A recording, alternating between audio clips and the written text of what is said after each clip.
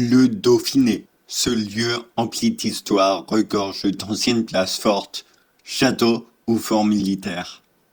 Plusieurs ceintures de fortifications ont été aménagées à travers les âges pour défendre notre belle contrée.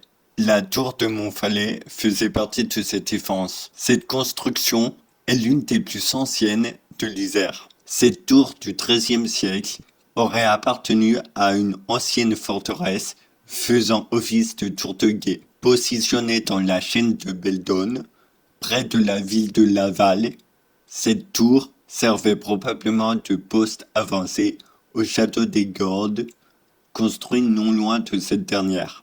Cette maison forte fut le lieu de naissance de la mère du chevalier, sans peur et sans reproche, Pierre de Terrail, aussi connu sous le nom du chevalier Bayard.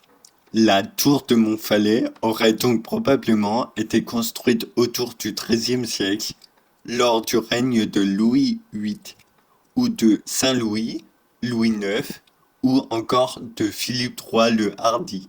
Un ennemi se trouvait cependant proche de cette belle contrée, la Savoie. Nous pouvons ainsi nous souvenir de l'année 1253, où le dauphin Guy VII épousa Béatrice, fille du comte de Savoie, Pierre II. Elle lui apporta en dot le Faucigny. Mais pour les Savoyards, donner le Faucigny aux Dauphinois était comme introduire le loup au milieu de la bergerie, et cela fut bientôt motif de guerre.